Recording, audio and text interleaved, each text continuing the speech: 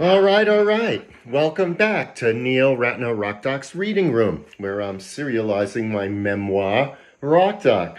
All right, where'd we leave off? Leanne and I are married. We've driven the 2,400 miles to Guadalajara, Mexico, where I'm about to start the next 4 years of going to school at Universidad Autónoma de Guadalajara.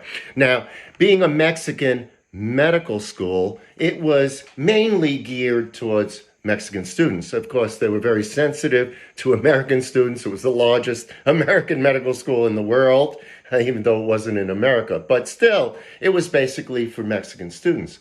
And they were a lot younger than the American students because it was sort of I think their last 2 years of college, they combined with the 4 years of medical school. So the Mexican students were younger than the average Americans. And I was even older, having spent the 6 years in the music business. So it was a little bit different for me. Since it was geared towards the Mexicans, it was pretty strict. Attendance was mandatory, which was different than American schools, because in American schools there were note-taking services. If you didn't want to go to class, you didn't have to go to class. You still could get the material. Here, you couldn't get the material. You had to stay in class. And it was very hard for us, as you'll see. So let me start reading, and then I'll explain more as I go along. All right, here we go. So once in school in Mexico, I quickly realized that although my Spanish was good enough to get by in everyday life, it was woefully inadequate for following the complex lectures and lab discussions I needed to learn medicine. The only upside was that I was not alone. Most Americans face the same predicament. What's more, we confronted a catch-22. To stay in school, we had to pass exams in Spanish, but eventually, to practice in the United States, we would have to pass extensive English language licensing exams. So we wanted to study it at night. We wanted to study during the day. We really didn't want to deal with school that much, but it was 90% attendance, and we had to. And we came up with all these clever ways of being in school, but not really paying attention. I think the first thing we tried actually was not to be in class. What they did was, the way they took attendance is they would just look for empty seats.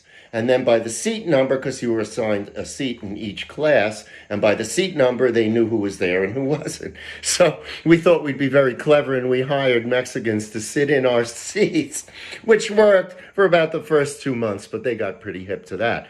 Then we had to actually go to class. And again, as I said, part of the problem was we were in class all day with class and labs. And then at night, we would first have to study and read the English textbooks, because we knew we'd have to pass the English exams to practice in America.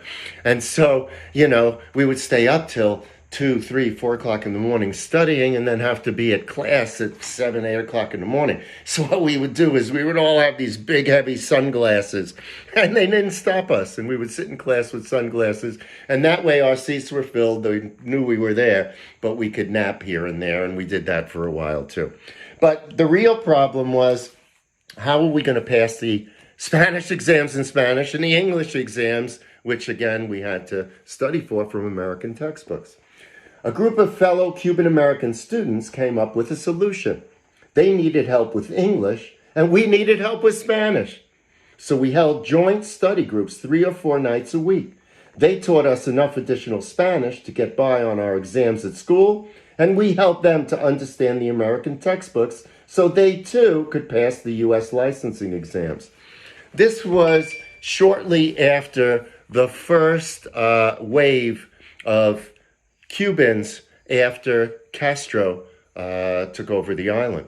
As I said, we got very friendly. I had this one very close friend whose father was actually the doctor for Batista, who was the leader before Castro overthrew him.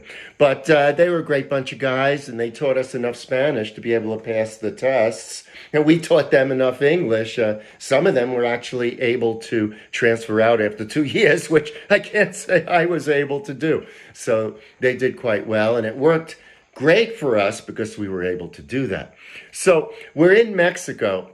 And I'm going to tell you about a few of the people that we met there because it made our time so much more pleasant. So when Leanne and I first got there, I think I had mentioned to you that she had been a chanting Buddhist, and we got involved in this Buddhist organization called Nichiren Shoshu. And so some of the first people we contacted were them. And through them, I met a Nicaraguan medical student who was also a chanting Buddhist. And we became quite friendly. He happened to be a Sandinista, which I'll tell you a story later on when I actually got to meet the Nicaraguan president, the Sandinista, Daniel Ortega. And we had this whole conversation, but that's a whole nother story. But at any rate, his name was Carlos. I met him, I think, when we first got there. He was one of the first people I met. And Carlos was gay, and he had an expat friend, an American who had moved to Mexico, named Tom Falloon, Tomas. And Tom had this place in a little town about 40 minutes outside of Guadalajara called Ajijic. And it was on the shores of Lake Chapala. And Lake Chapala was this beautiful, at one time, very beautiful lake, big tourist area and a big expat area. When I say expat, I mean Americans who moved down to Mexico to live. And Tom had this great place, and we used to go there like every weekend to just get out of Guadalajara.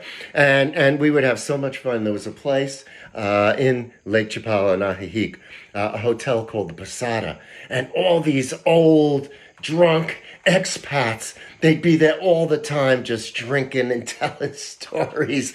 And the whole town was like a Peyton place. And Tom and Carlos, they knew everybody. And it was just really fascinating, the different stories and their interactions and this and that. And Tom was a great interior designer. He designed a lot of these houses for the American expats. But there was quite an interesting group of people. And so we would go out there and spend our time there. In terms of in Guadalajara, through some other students at the school, I met a woman named Adriana. Her husband was a student at the medical school, and she was one of these well-to-do young Mexicans whose father was somehow in the government. I'm not sure exactly what he did in the government, but he was definitely a major figure in the government. And so she became friendly with us very quickly. And we, unlike many of the Americans who sort of isolated themselves in little American ghettos, we didn't want to do that. I was older, I had lived in Europe, I had traveled the world, and we wanted to experience Mexico as Mexico. And through Adriana, we got to know everybody. And it was very helpful because I always had her father's phone number in my back pocket. As an American, you had to be careful. Not so much from the drugs and stuff, because that was not really happening quite yet. But, the federales, they would see your car, and if they needed a little extra money, they would stop you and look for a mordida. It was called a little bite, meaning that they were looking for some money. And anytime that happened to me, I would just pull out this number. My Spanish was good enough to have a conversation, and that would be the end of that. So that was very helpful. She also introduced me to some very cool young hip club owners who may have been early drug people. I'm not sure what happened to them after, but it was just, it was the young glitterati of Guadalajara, and it was really fun to know these people and to be involved in that kind of situation. So between Tomas and Ajijic and Adriana and the people she introduced us, we developed a really nice little life apart from the school to be able to appreciate Mexico and have some fun at the same time. Okay. After 4 years, I became proficient in Spanish, a skill I value highly. Not only did it enable me to get by in Mexico, but it also became invaluable for living in a world with such a large Latino population. As hard as the language was for me, it was twice as hard for Leanne. She didn't know a word of Spanish when we arrived. I tried to teach her a few words and expressions, but she basically picked it up as she went along. Leanne is a real go-getter. And before too long, she got a job as a dance instructor at a local Mexican dance academy. The owners and many of the students were bilingual, and over time, her ear became very accustomed to Spanish. And although she couldn't speak the language that well, her understanding of Spanish increased by leaps and bounds. It was funny because this dance studio was owned by these two Russians, fairly well-known dancers who had sort of moved to, after their dance careers, I think they were in their 50s maybe, they moved to Mexico and they opened this dance academy. And it was very cool. I was glad she got herself connected. But I actually connected with them as well because they found out my background. And so, of course, when they had shows, they asked me to do the lighting and the production. And so it was kind of a cool thing, to be able to do that. So, we had established ourselves pretty well, and we made the best out of it. Okay, so once each semester, the medical students were required to go into the countryside for a few weeks to treat the poor and disadvantaged. Most of the people we saw were campesinos, or peasant farmers, and their families. They lived simply in houses with no appliances, few pieces of furniture, and often no bathroom. They also had little access to either clean drinking water or electricity, and almost no access to medical care unless they traveled many miles over rutted dirt roads. What I saw opened my eyes to the poverty that many in the world live in, and importantly, taught me how to help people in remote clinics with little available medical technology. This experience, along with time spent working as a surgical resident in the emergency room of Queens General Hospital, combined to help me years later when I did a series of charity projects in Africa. So it was great. As I said, a lot of the medical students, they would isolate themselves in this little area called Providencia. It was a little suburb in Guadalajara, and just hang out with Americans, and that wasn't what we wanted to do. We wanted to be a part of the culture. We traveled. We went to the beach, Puerto Vallarta. I'll tell you about a little place named Jalapa next time, which is a very important story in my life. That's not in the book, by the way, but that's next time.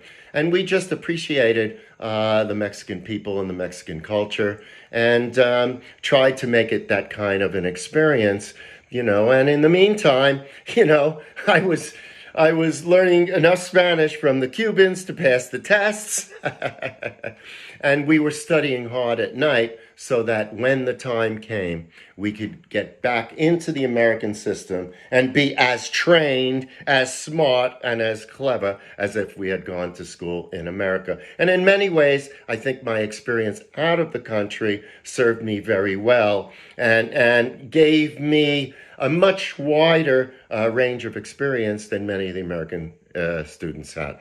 All right. That's it for today. I hope you enjoyed it. Let's see. Next week, I'm not going to do too much reading, but next week, I'm going to share a very important part of my life. I'm going to talk about a place called Jalapa and a man that I met who you could look up if you want. His name was Leo Zeff, Z-E-F-F. And he became a very important figure in my life, and I'm going to tell you that story, which isn't in the book. First time I'm going to reveal it publicly. All right, that's it for today. I'll see you all next week. You know where to find me. iHeartRadio, Spotify, Facebook. I'll do another live video on Thursday. And remember, keep on rocking, stay safe, stay healthy, and I'll see you real soon. Bye.